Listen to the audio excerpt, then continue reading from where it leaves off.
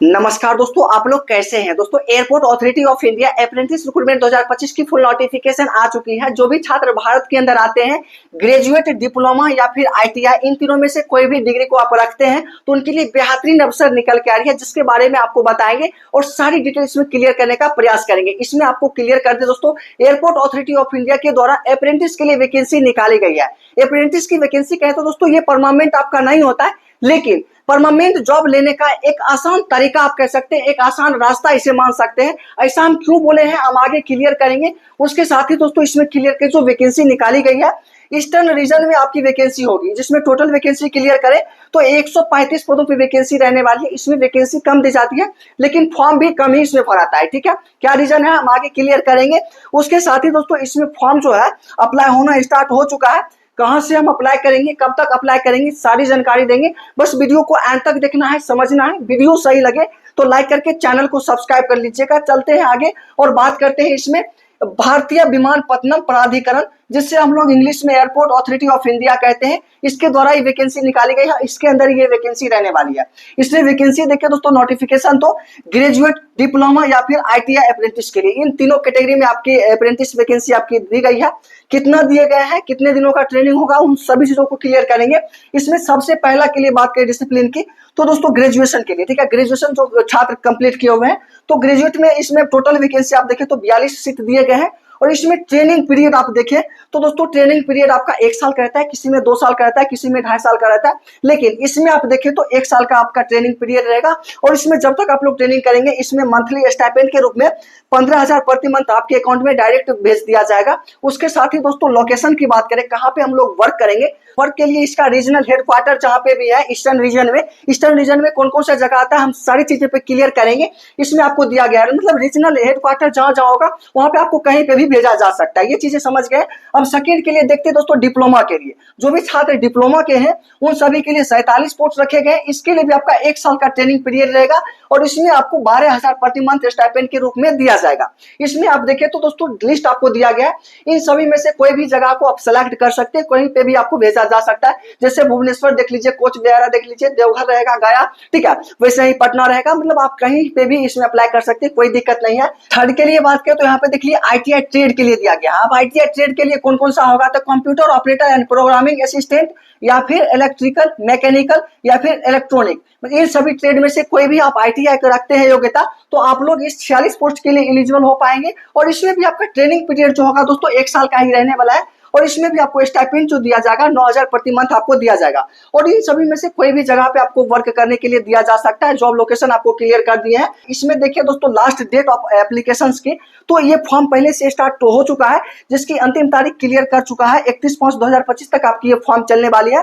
सभी चीजों को इसमें क्लियर आप समझ लीजिए, उसके बाद आप लोग फॉर्म इसमें जरूर भर दीजिएगा। उसके बाद यहाँ पे देखते हैं पीरियड ऑफ अप्रेंटिसशिप ट्रेनिंग, आपका पीरियड जो होगा कितने दिनों का होगा, तो क्लियर कर चुके हैं। 12 मंथ का आपका रहने वाला है, 1 साल का आपका ट्रेनिंग पीरियड होगा। और इसमें जो सैलरी दिया जाता है वो सभी आपको मिलता ही रहेगा। लेकिन यहीं पे हम लोग क्लियर कर लेते हैं कि इसके फायदे क्या है। दोस्तों देखिए, अप्रेंटिस करने के फायदे ये होते हैं, इससे पहले वाली वैकेंसी को अगर आप लोग देखे होंगे तो जूनियर एग्जीक्यूटिव के लिए निकाला गया था, तो उसमें साफ साफ बोल दिया गया था कि जो भी छात्र मतलब पहले से अप्रेंटिस किए हुए तो उनके लिए इतना वैकेंसी फिक्स किया गया। मतलब उस पे जो फ्रेशर कैंडिडेट थे, जो अप्रेंटिस नहीं किए हुए थे, उस फॉर्म को नहीं भर सकते थे। तो आप समझिए ऐसा कि जो अप्रेंटिस किए हुए थे वही उसमें फॉर्म भरेंगे। तो आप समझिए कि दोस्तों कितने कैंडिडेट ऐसे हैं जो अप्रेंटिस करके बैठे हुए हैं, तो बहुत कम ही कैंडिडेट मिलते हैं ऐसे। तो इसलिए आप लोग अप्रेंटिस करने के मूड में हैं, अप्रेंटिस करना चाहते हैं, तो इसमें आप लोग जरूर कर लीजिएगा। बहुत सारे फायदे इसमें होते हैं, क्योंकि डायरेक्ट आप इसमें जॉब लेने के लिए सोचेंगे तो थोड़ा सा पापड़ आपको बेलना पड़ेगा। लेकिन अप्रेंटिस आप कर लेते हैं तो उसका एम्प्लॉय कुछ दिनों के लिए हो जाते हैं। उसके बाद विभागीय जब डिपार्टमेंटल कुछ निकाला जाता है तो उसमें आप लोगों को वरीयता दिया जाता है। इसलिए आप लोग इसमें अप्लाई जरूर कर दीजिएगा और आप लोग इसमें एक बार ट्रेनिंग कर लीजिए, आपके लिए अच्छा रहेगा। ठीक है, ये चीजें हो गई। आगे एजुकेशनल क्वालिफिकेशन देखो तो एजुकेशनल क्वालिफिकेशन के लिए ग्रेजुएट की या फिर डिप्लोमा के लिए तो यहाँ पे बताया गया candidate should possess full time regular 4 year degree और 3 year regular diploma in engineering. मतलब एक चीज तो यहाँ पे भी फंसा दिया गया है, जो ग्रेजुएट छात्र हैं, ठीक है, तो वो 4 साल का कोर्स किए हुए तो ही ग्रेजुएट के लिए इसमें अप्लाई कर सकते हैं। जो डिप्लोमा किए हुए वो 3 साल का डिप्लोमा डिग्री रखते हैं तो अप्लाई कर सकते हैं। तो ये आपका ग्रेजुएशन के लिए आप नहीं मान के चले, क्योंकि जो 23 में फॉर्म भरे होंगे, जो 23 में एडमिशन लिए होंगे, उनका 27 में क्लियर होगा। तो अभी वो 4 साल का मतलब बैचलर डिग्री कहाँ से लाएंगे? इसलिए जो डिप्लोमा के छात्र हैं वही सभी इसमें अप्लाई कर सकते हैं। उसके बाद दोस्तों बात करते हैं कि आईटीआई ट्रेड के लिए, तो आईटीआई ट्रेड में भी वही कैंडिडेट अप्लाई करेंगे जिनका एनसीवीटी से आपका आईटीआई कंप्लीट हुआ होगा, वही छात्र इसमें अप्लाई कर सकते हैं। उसके बाद एलिजिबिलिटी क्राइटेरिया की बात करें तो थोड़ा यहाँ पे ध्यान से देखिएगा, समझिएगा। ओनली इंडियन नेशन मतलब भारतीय नागरिक सिर्फ ही अप्लाई इसमें कर सकते हैं, जिसमें कि आपको ईस्टर्न रीजन बताया गया। अब ईस्टर्न रीजन आपको क्लियर कहते हैं कि कौन कौन से स्टेट आएंगे, तो यहाँ पे देख लीजिए, वेस्ट बंगाल, ओडिशा, बिहार, झारखंड, छत्तीसगढ़, सिक्किम, अंडमान निकोबार, मतलब इन सभी स्टेट से जो छात्र आते हैं वही छात्र छात्राएं इसमें अप्लाई कर सकते हैं। इसके अलावा कोई भी है, कोई अप्लाई इसमें नहीं कर पाएंगे।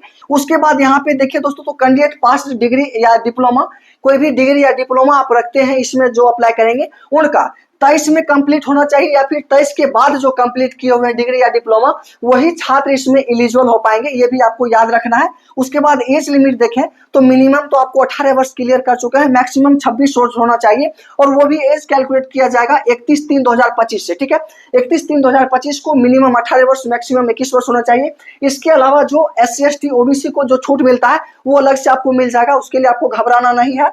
आगे यहाँ पे देखिए मोड ऑफ सिलेक्शन, आपका सिलेक्शन किस तरह से होगा, तो सिलेक्शन आपका वही होता है। अप्रेंटिस में एक ही नियम है कि आपका जो एजुकेशन क्वालिफिकेशन था उसमें बेसिक मार्कशीट जो होता है उसमें कितना मार्क्स आया, उसके बेसिस पे ही आपकी सिलेक्शन लिस्ट बनाई जाती है। ये चीजें आपको कंप्लीट समझ लेना है। आगे यहाँ पे देखते हैं इसमें एप्लीकेशन रजिस्ट्रेशन प्रोसेस क्या होगा। तो रजिस्ट्रेशन प्रोसेस के लिए आपको 2 लिंक दिया गया है। एक तो जो छात्र ग्रेजुएट और डिग्री अप्रेंटिस करेंगे उनके लिए आपका रहेगा NATS-education.in gov.in पे जाके आप लोग रजिस्टर कर देंगे, और जो छात्र ITI ट्रेड से इसमें अप्लाई करेंगे उनको www.apprenticeshipindia.gov.in पे जाके रजिस्टर करना पड़ेगा। उसके बाद इसकी वेबसाइट पे जाके लॉग इन करके इसका फुल प्रोसेस को करना है। ठीक है, लेकिन आप समझते हैं इसमें कि क्या क्या प्रोसेस में जब करेंगे तो कौन कौन से चीजों का वहां पे जरूरत होगा। तो पहले तो आप डिग्री या डिप्लोमा जो भी किए हुए हैं वो चीजें आपका होना चाहिए, सर्टिफिकेट आपके पास, जिसमें आप देखें तो दोस्तों आपको मांगा जाएगा यूनिवर्सिटी रजिस्ट्रेशन नंबर मांगा जाएगा, रोल नंबर मांगा जाएगा, वो सभी चीजें होना चाहिए। उसके बाद फाइनल डिग्री या डिप्लोमा जो भी सर्टिफिकेट आप रखते हैं सर्टिफिकेट आपको लगाना होगा।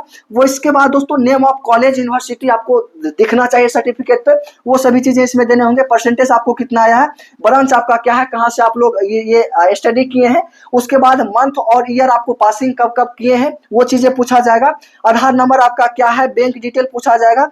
Personal email ID, mobile number आपका जो होगा वही देना है, जिसमें कि आपको वैलिडेट करने के लिए OTP भी भेजा जाएगा, OTP वैलिडेट आपको करना होगा। उसके बाद आगे देखें तो पासपोर्ट साइज फोटो होगा, सिग्नेचर होगा, वो सभी चीजें आपको एकदम पहले रख लेना है, तब आपको अप्लाई करने का प्रोसेस करना है।